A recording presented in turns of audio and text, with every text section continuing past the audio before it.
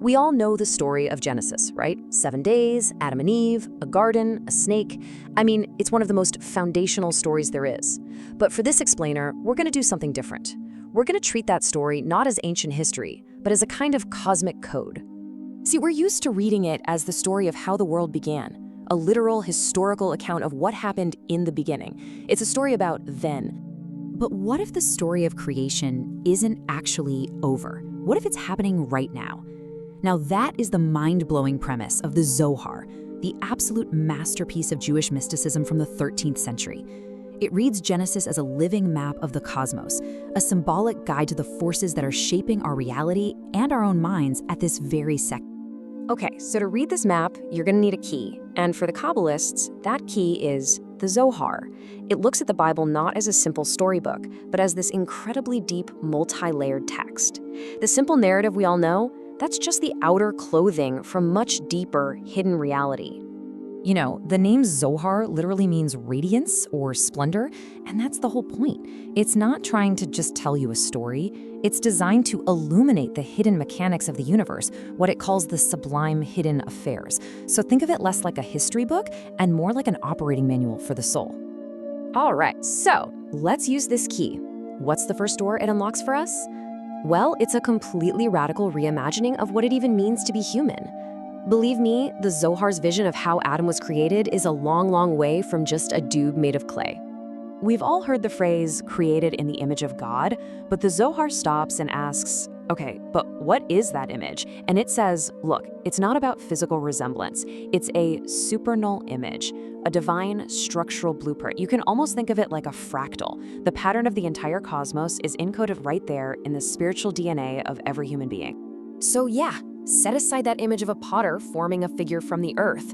The Zohar paints a picture of the first human's creation as this staggering metaphysical event, a grand convergence of divine energies.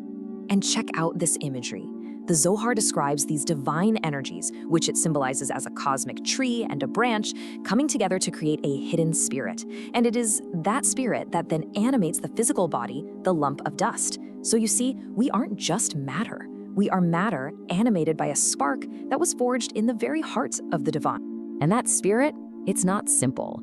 The Zohar says it's a composite, this dynamic dance of 4 core divine qualities. You've got Chesed, which is like expansive love and mercy. Then Gevura, which is discipline and judgment. Then Tiferet, which is the beauty and harmony that balances those two. And finally, Malchut, or kingdom, which is how all these energies actually show up in the world.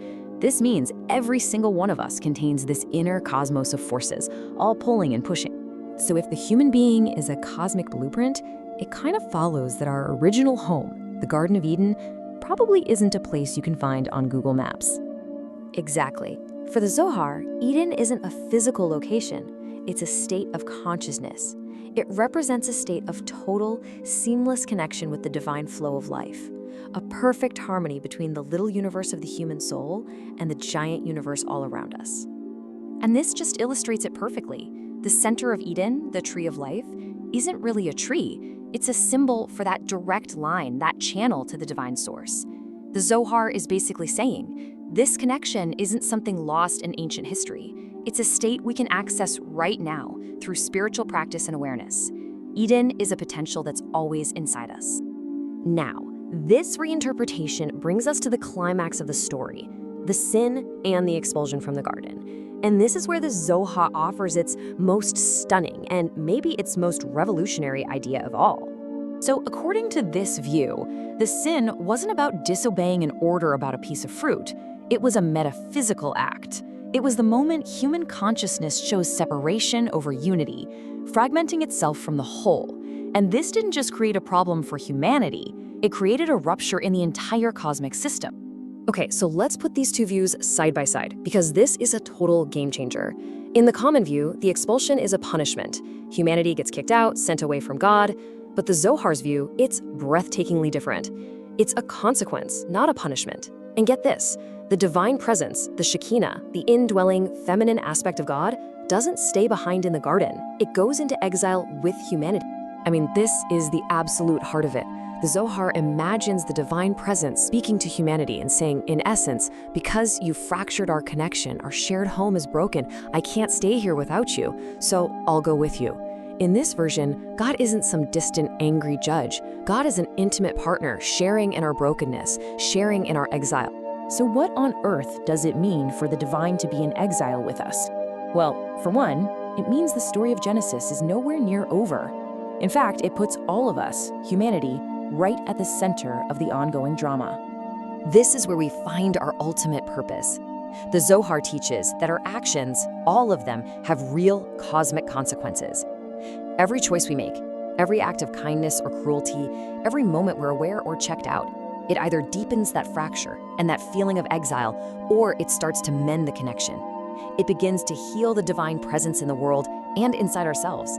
And that just leaves us with this final, powerful thought to chew on. The Zohar transforms Genesis from a story about what God did once upon a time into a living blueprint for what we are doing right now in partnership with the divine. The creation story is still being written, and it turns out we're the ones holding the pen. The only question left is, what are we going to write next?